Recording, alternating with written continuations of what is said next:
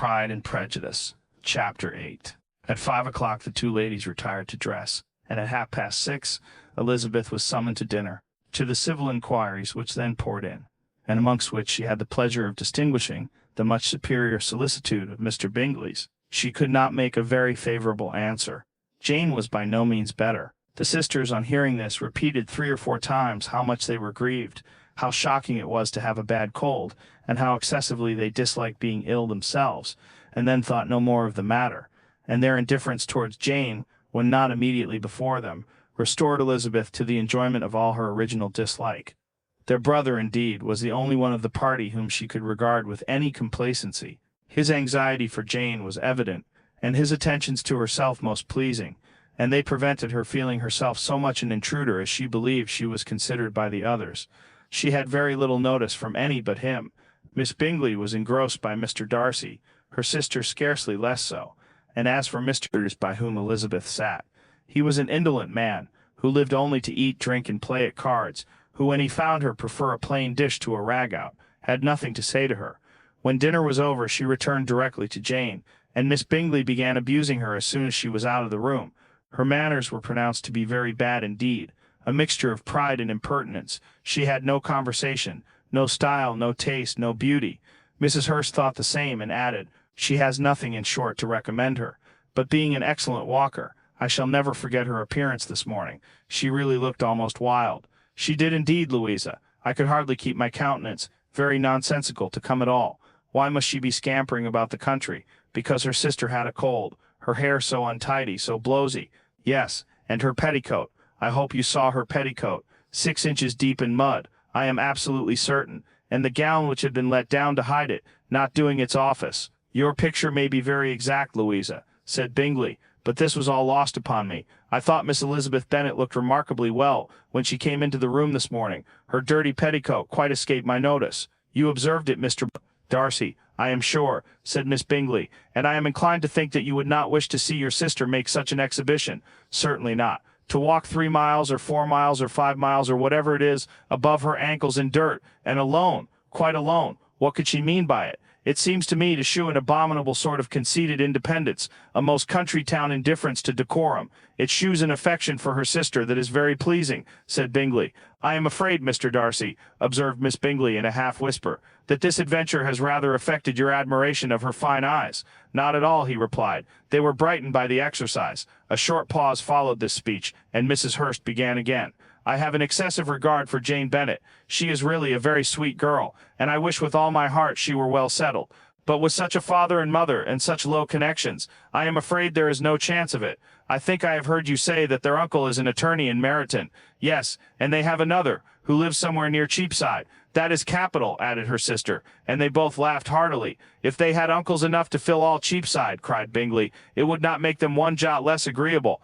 "But it must very materially lessen their chance of marrying men of any consideration in the world," replied Darcy. To this speech Bingley made no answer, but his sisters gave it their hearty assent, and indulged their mirth for some time at the expense of their dear friend's vulgar relations. With a renewal of tenderness, however, they repaired to her room on leaving the dining parlour, and sat with her till summoned to coffee.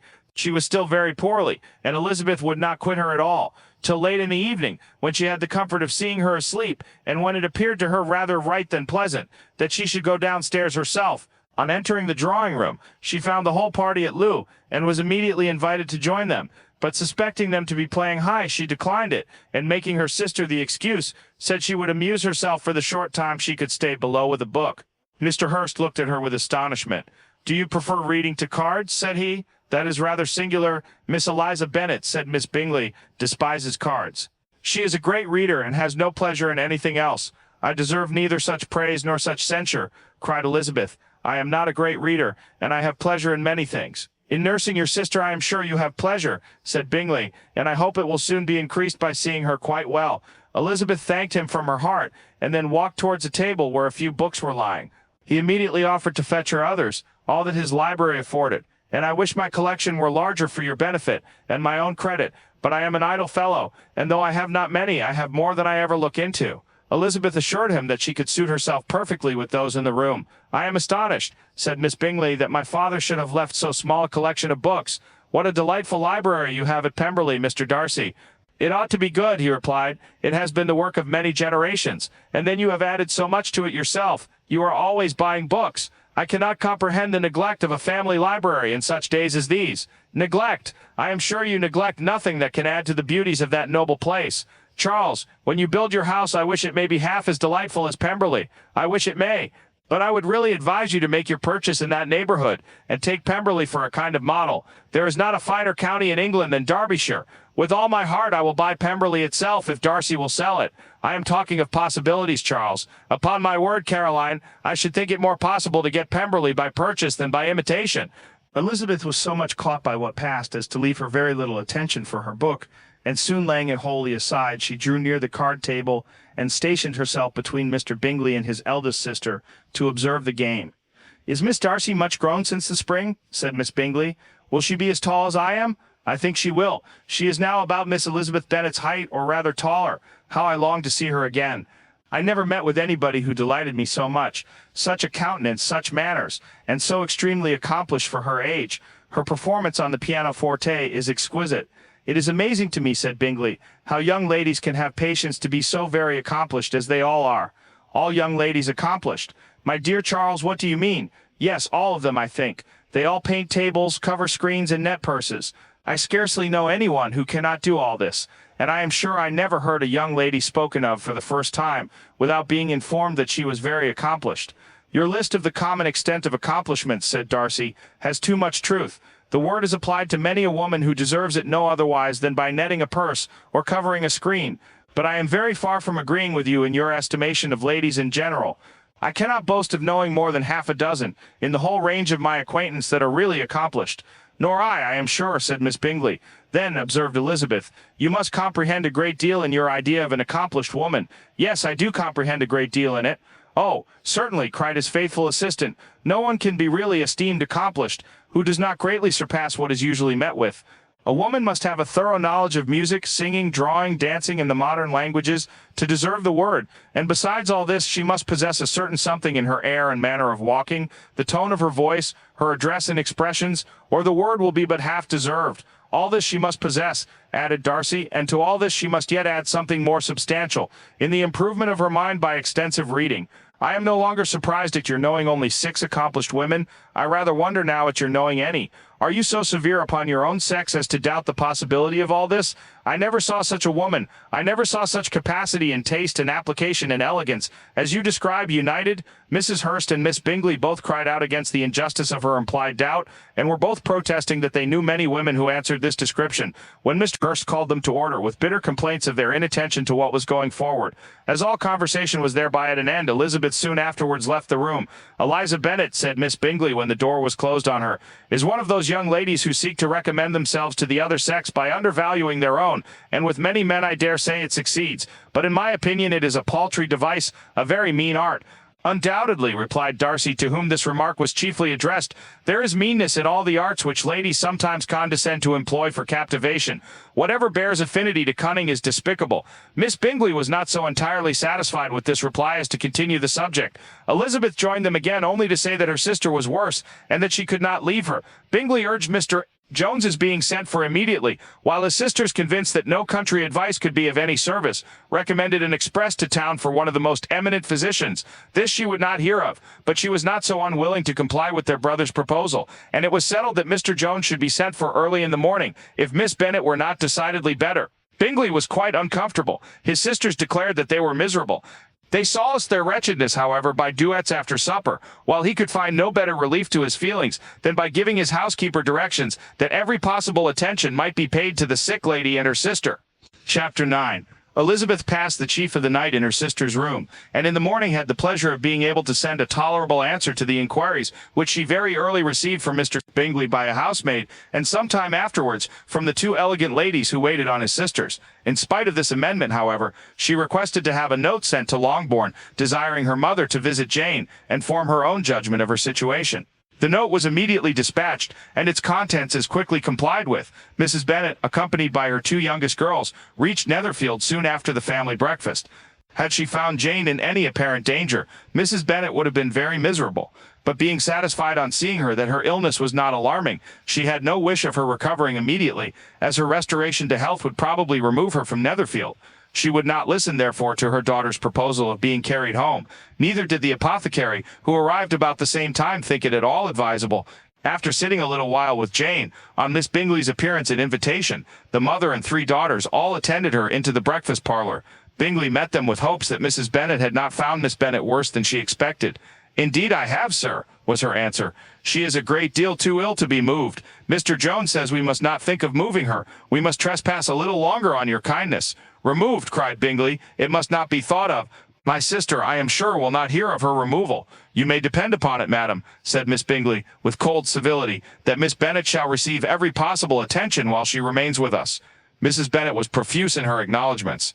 "I am sure," she added, "if it was not for such good friends, I do not know what would become of her, for she is very ill indeed, and suffers a vast deal, though with the greatest patience in the world, which is always the way with her, for she has, without exception, the sweetest temper I ever met with.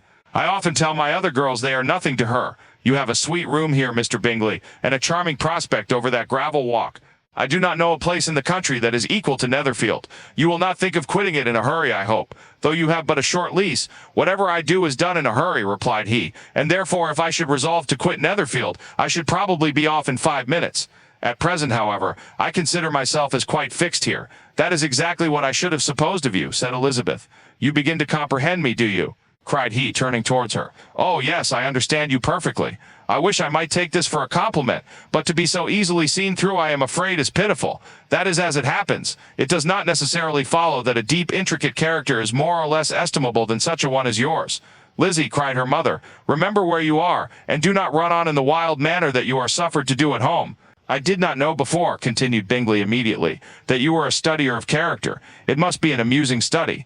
"Yes, but intricate characters are the most amusing. They have at least that advantage." "The country," said Darcy, "can in general supply but few subjects for such a study. In a country neighbourhood you move in a very confined and unvarying society, but people themselves alter so much that there is something new to be observed in them forever." "Yes, indeed," cried Mrs. Bennet, offended by his manner of mentioning a country neighbourhood. "I assure you there is quite as much of that going on in the country as in town."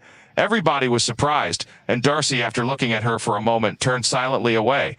Mrs. Bennet, who fancied she had gained a complete victory over him, continued her triumph. "I cannot see that London has any great advantage over the country for my part, except the shops and public places. The country is a vast deal pleasanter, is not it, Mr. Bingley?" "When I am in the country," he replied, "I never wish to leave it, and when I am in town it is pretty much the same. They have each their advantages, and I can be equally happy in either." "Aye, that is because you have the right disposition." But that gentleman, looking at Darcy, seemed to think the country was nothing at all. "Indeed, mamma, you are mistaken," said Elizabeth, blushing for her mother. "You quite mistook Miss Darcy. He only meant that there were not such a variety of people to be met with in the country as in town, which you must acknowledge to be true."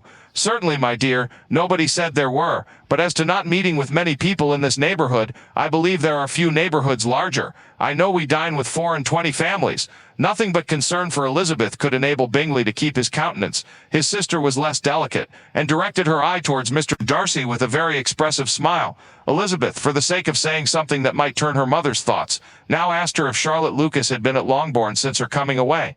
"Yes, she called yesterday with her father." "What an agreeable man Sir William is, Mr. Bingley, is not he? So much the man of fashion, so genteel and so easy. He has always something to say to everybody. That is my idea of good breeding, and those persons who fancy themselves very important, and never open their mouths, quite mistake the matter. Did Charlotte dine with you?" "No, she would go home. I fancy she was wanted about the mince pies. For my part, Mr. Bingley, I always keep servants that can do their own work. My daughters are brought up differently, but everybody is to judge for themselves, and the Lucases are very good sort of girls, I assure you. It is a pity they are not handsome. Not that I think Charlotte so very plain, but then she is our particular friend." "She seems a very pleasant young woman," said Bingley. "Oh dear, yes, but you must own she is very plain. Lady Lucas herself has often said so, and envied me Jane's beauty. I do not like to boast of my own child, but to be sure, Jane, one does not often see anybody better looking. It is what everybody says. I do not trust my own partiality.